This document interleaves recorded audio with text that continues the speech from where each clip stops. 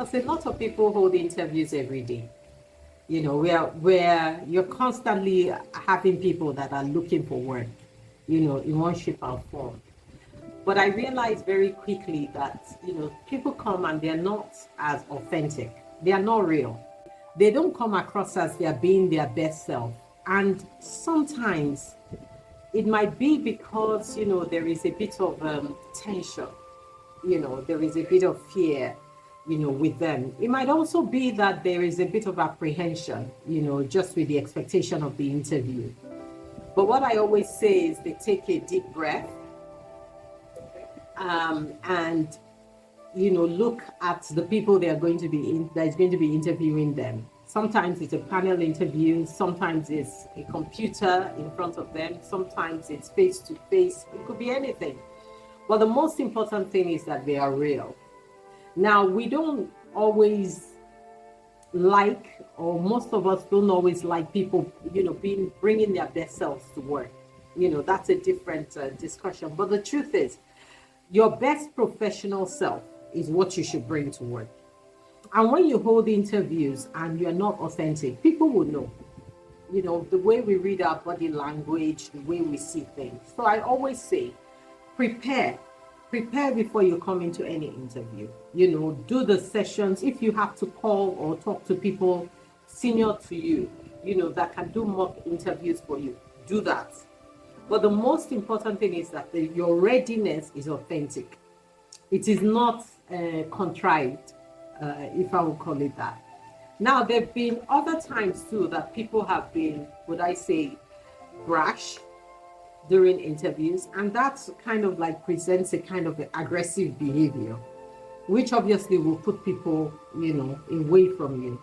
The other is gesticulating so much. When you're talking to somebody, you want to help the person understand what is it that you're actually saying. What was the issue that you were dealing with? What are the challenges you faced, while you were dealing with those issues? What are the potential solutions you had given, or even the solutions you gave? And then what was the long-term result or impact, as to what you have done? Nobody expects that you should be perfect all the time. But during preparedness for an interview helps anybody do a whole lot better, than anything else. So first, understand what is required for the job. Understand your own expertise and competence, in able to deliver on the job. And then understand how you will present it, to people. Now, maybe something that, I probably haven't shared, or most people know, is that a lot of men would apply for roles that they are almost qualified for. However, a lady will do differently. A lady will read the job description like 3 times, and look and say, oh, do I qualify for this? Do I qualify for that? Do I qualify for this? Before they even start, applying. So what you realize is that most women, would be qualified for a role before they apply. However, for men, you will find out that they are almost qualified. And they have the boldness, to apply for those roles. So you need to be able to, would I say, decipher when you also look at profiles, people's profiles, during an interview. Now, having said that, the whole world has moved to AI. So I'm not moving to future. I'm actually sharing what present is and then what future could look like. So today you have applicant tracking systems. You have various systems that help you, would I say, assess the job description. There are a few names, I will not mention them, but there are Google extensions, that you might have. And when you put your job description and your CV, up, they will tell you if you're an 85% match or if you don't match, those roles. Now, what other people also do is that they put those same job descriptions on AI and tell them to match their CVs, with. So you're not even sure what is authentic anymore and what is not, because your applicant tracking system has remodeled your profile in a manner And then your CV itself, looks in a different manner to what your accomplishments might have been. And that's why interviews are very important. You want to be able to decipher, in what state, at what time did you have to encounter this type of task? What exactly did you do? So a lot of that is called competency-based, interviews, competency-based assessments. And for some more senior positions, they might ask that, yes, you have given us this competency-based assessment. On top of that, these are scenarios that we will look at, as an organization. It could be live cases. Some people will argue that no, they will not do live case interviews, that it is additional work for them. But the truth is, how do you sometimes, in certain roles, how are you able to judge or decipher that this person can do the job? So there is a can you do the job? There is a will you do the job? It's not the same thing. And then on top of that is looking at the fit. How does this person fit into the culture, of the organization? So taking it back to say, can the person do the job? A lot of HR work is actually making sure that the best candidate is shortlisted. And that comes from having the right objectives, having the organization or the hiring manager decide, these are the top 5 things that I need from this role. Now, having stated that these are the top 5 things, doesn't mean that if these things are not delivered, then we will not find somebody. That's not what it's saying. It's saying that in the context of the business today, these are the top 5, top 6, key responsibilities that this person will be doing. Another person could look back and say, a day in the life of that person would involve doing X, Y, and Z. So they add that into what is important and critical for the key responsibilities. When you've looked at that, you also want to check, is this person, okay, we say that these are the key responsibilities. Is this person competent to do it because he or she has done a couple of years of delivering it? He or she has a few language expertise to deliver it. He or she has a few team experience to deliver it. He or she has certain certifications that support in delivering it. So organizations are focusing more now on skills. It's not so much so all those things you put on your profile. It is the skills that gets you the results that the business needs. So a lot of skill-based interviewing, will come up. And hence that my first comment of saying the competency-based interviews, can you do the job? So you will do that by assessing, sometimes testing. You will do that by putting projects up that they can work on. You will do that by checking, how well they respond, even during those times when you set up those projects. Then you also do that by holding interviews, with them. I always say, a 40-minute interview cannot help you all the time to decipher if this is the best, candidate or if it is not. So some people hire through their gut, their intuition, or they have certain questions that enable them to be able to make those decisions, pretty quickly. Having said that, something that is critical and important to know is for most roles, referrals are always a good way to consider it. I need a great website designer.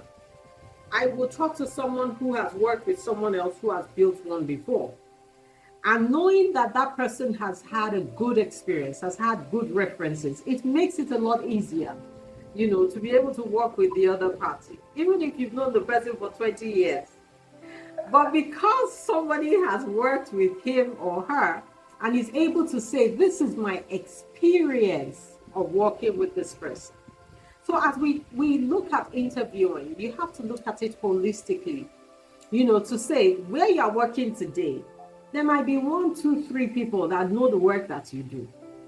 And so don't assume that you're sitting in a silo, because they would make phone calls, they would check, they would assess.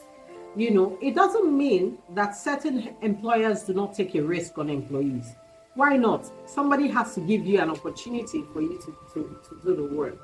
But more importantly is that your work speaks for you, and so I always say, for anyone that is working, a most important action for them is their key results. The work you did, what was the result? What were the impact that you created?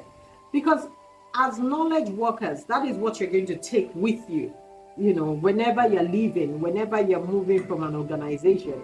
What you will take with you are those key results that you have, had, the network you have built, either it's useful or it's not, it's still a network, and the skills that you have garnered, over time, either in that role or progressively, in one shape and form. So back to the question, about the most bizarre things I have seen during interviews. I have had people come in not known about the organization that they are interviewing with, not done their research, to even understand what is the role. Yes, they probably just applied blindly. For some, they have some understanding, but they are constantly referring to their previous employer, their previous experience, and not considering what their potential could look like in that role. The other is not being able to put a parallel between the work that they've done and the work that is required for future, that work that they are interviewing for, such that it helps put a picture in the mind of, whoever is going to be hiring them. And then sometimes when people hold interviews, especially for panel discussions, they focus on just one person as compared to look at the entire panel and engage, the entire panel through the process. This takes a bit of skill and learning. Another portion will be the part of tell me about yourself. And you will find different responses from, the tell me about yourself. What I always say is that this is your time to give an elevator speech. Don't over polish it. We are human beings. And the truth is there is no imperfect person. We have more around our potential than even the performance we have had in the past. But the truth is people will hire us for our performance and anticipate our potential. So when they say, tell me about yourself, talk very briefly about you. Talk very briefly about the things you have accomplished. Talk about what you're looking for, in the role that is next for you. And then highlight that you're expecting or you look forward to, the session that you'll be having today. The other part during interviews is that some people forget to say thank you. They forget to acknowledge the people that interviewed them. And a couple of, just a week ago, we spent time just talking about how I link the fact that I'm a mom, the fact that I'm a business executive, to the fact that we're building, the future by raising, brilliant young people that could either be working or running their own businesses or even taking up apprenticeships. So again, just good manners. Just the good manners of saying yes, please, and thank you. It's sometimes often forgotten, during sessions. Some people get carried away. They will joke a lot or they will be too serious, So you have to learn to read the language in the room, read the people in the room. A lot of the times, the interviews is done by human beings. And it depends on what it is that connects you with them. It could be one thing that resonates with one party. It could be another thing that resonates with somebody else. So it's important that you remain authentic. You remain authentic. Now, the other part is if you want the role, state it. There's nothing wrong with saying, I actually want this job. I want it, and this is why. These are the things I have done to prove that, this is the next role for me, or this is what I would like to do. For some other people, you could also bring proof of the work you have done, as long as you are not violating, any code of conduct, rights or information from other companies. But if you have documentation, similar to you would have, projects that IT people would have done, to say, this is the body of work I have done. So in the same way, building that body of work to show people that this is what I have delivered, this is the result, these are the results we have gotten. it kind of validates and remains authenticates, the work, that you have presented. The intention of the interview is to help anybody, including your hiring manager, realize that you are the best person for the job. That's the intention. Above everything, the intention is to get someone to, would I say, authenticate your experience, the work that you've done, and validate in their minds and with paper, documented evidence that this is the right person, for us. So having said that, I would say that the most critical portion of, an interview is actually preparing for it. But on top of that, you being authentic. And then in addition to that, bringing the proof of the body of work that you've done. There is nothing wrong with delivering, showing, the work that you've done in addition. And not forgetting that, you actually have would I say, a network, that they will be reaching out to for referencing and for revalidating, the nature of the work that you have done.